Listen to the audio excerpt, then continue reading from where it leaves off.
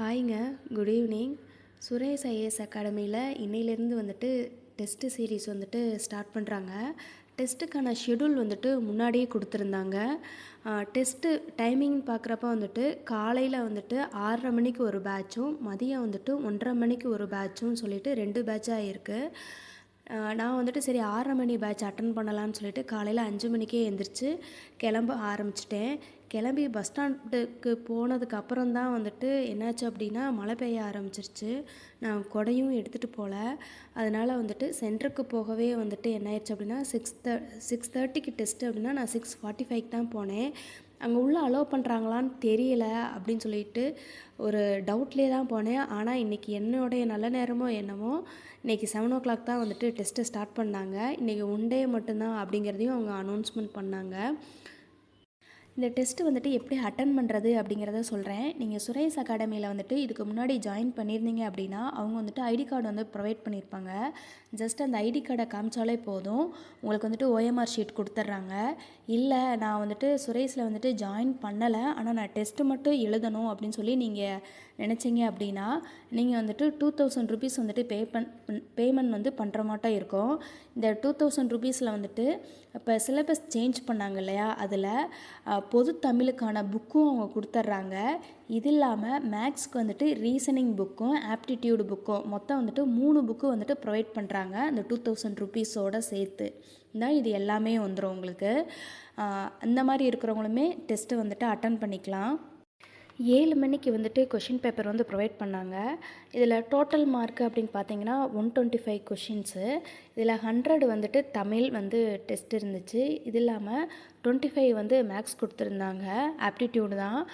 Total வந்துட்டு 125 marks. பிரித்தெழுதுக சேர்த்தெழுதுகள்லாம் வந்துட்டு ஈஸியாக அட்டன் பண்ணிடலாம் அப்படின்னு சொல்லி நான் நினச்சேன். ஆனால் அது தப்புங்கிறத வந்துட்டு இன்றைக்கி நான் உணர்ந்துட்டேன். ஏன்னா நிறைய கொஷின்ஸ் வந்துட்டு எனக்கு சுத்தமாகவே தெரியல. புணர்ச்சி விதிகள் தெரிஞ்சிருந்தால் மட்டும்தான் இந்த கொஷின் வந்துட்டு அட்டன் பண்ணுறது மட்டுமே இருந்துச்சு. அதே மாதிரி வந்துட்டு அந்த பொருத்தமான இணையை தேர்ந்தெடுகள்லாம் வந்துட்டு மீனிங்ஸ் வந்துட்டு எனக்கு நிறைய இதுக்கு சுத்தமாகவே தெரியலை. அவங்க ஆன்சர் சொல்கிறப்ப தான் வந்துட்டு இதுதான் வருமா அப்படிங்கிற மட்டும்தான் நான் யோசித்தேன். தமிழ் வந்துட்டு என்னை பொறுத்தவரையிலுமே வந்துட்டு எனக்கு ரொம்ப டஃப்பாகவே இருந்துச்சு. ஏன்னா நிறையா கொஷின் வந்துட்டு அதை ரீட் பண்ணி அண்டர்ஸ்டாண்ட் பண்ணி ஆன்சர் இதுதான் சொல்லி கண்டுபிடிக்கிறதுக்கே வந்துட்டு எனக்கு ரொம்ப நேரம் ஆயிடுச்சு. டோட்டல் டெஸ்ட்டு டைமிங்னு பார்த்தீங்கன்னா வந்துட்டு 1 hour 40 minutes. ஆனால் நான் வந்துட்டு 1.5 hours வந்துட்டு தமிழ் தான் வச்சுருந்தேன். ஏன்னா அது ரீட் பண்ணி அதை ஆன்சர் கண்டுபிடிக்கிறதுக்கே வந்துட்டு சுத்தமாக என்னால் முடியலை. அந்த லாஸ்ட்டு ஒரு 10 நிமிஷம் தான் வந்துட்டு மேக்ஸ்க்கு வந்துட்டு டைம் ஸ்பெண்ட் பண்ணுற மாட்டம் இருந்துச்சு. மேக்ஸ் வந்துட்டு கொஞ்சம் ஈஸியாக இருந்ததுனால வந்துட்டு கொஞ்சம் ஃபாஸ்ட்டாகவே போட்டாச்சு. 25 கொஷின்ஸ்க்கு வந்துட்டு 23 கொஷின்ஸ் வந்துட்டு மேக்ஸில் கரெக்டாக போட்டிருக்கேன். ஆனால் வந்துட்டு தமிழ் தான் வந்துட்டு ரொம்ப லோவாயிருச்சு. 100க்கு வந்துட்டு ஒரு 76 தான் வருது எனக்கு. அந்தளவுக்கு வந்துட்டு ரொம்ப வந்து தப்பு விட ஆரம்பிச்சிட்டேன். இதை தமிழை நினச்சாலே எனக்கு இப்போ கொஞ்சம் பயமாகவே இருக்குது. எப்படி படிக்க போகிறோன்னு தெரியல அப்படின்னு சொல்லி. டெஸ்ட் எழுதி முடிச்சுட்டு ஓஎம்ஆரை வந்துட்டு சப்மிட் பண்ணதுக்கு அப்புறமா வந்துட்டு தமிழ் மேக்ஸ் 2க்குமே வந்துட்டு கொஷின்ஸ் வந்துட்டு கரெக்ஷன் வந்துட்டு சொன்னாங்க.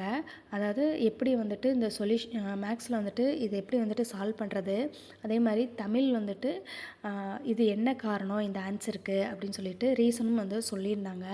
அது முடிச்சுட்டு கிளம்புறதுக்கு அப்புறம் வந்துட்டு இந்த ஃபுல் டெஸ்ட்டோட ஷெடியூலுமே கொடுத்தாங்க. இது இல்லாமல் இன்னொரு முக்கியமான விஷயம் என்ன அப்படின்னா இந்த கொஷின்ஸோட ஆன்சர் கீயுமே வந்து கொடுத்துருந்தாங்க. வித் எக்ஸ்ப்ளனேஷனோடு இருந்துச்சு. நிஜமாகவே வந்துட்டு அது கொஞ்சம் யூஸ்ஃபுல்லாகவே இருக்குது. இந்த டெஸ்ட்டு கொஷினும் அதோட ஆன்சர் கீயுமே வந்துட்டு நான் டெலகிராம் லிங்க்கில் வந்துட்டு ஷேர் பண்ணுறேன். நீங்கள் வந்துட்டு இந்த கொஷின்ஸ் வந்துட்டு அட்டன் பண்ணி பாருங்கள். அட்டன் பண்ணிவிட்டு அதுக்கப்புறம் வந்துட்டு கரெக்ஷன் பாருங்கள். நீங்கள் எவ்வளோ கொஷின்ஸ் வந்துட்டு கரெக்டாக போட்டிருக்கீங்க, உங்களுக்கு வந்துட்டு இந்த கொஷின் ஈஸியாக இருக்கா இல்லை கஷ்டமாக இருக்கா அப்படிங்கிறத வந்துட்டு கமெண்ட் பண்ணுங்கள். Okay, thank you.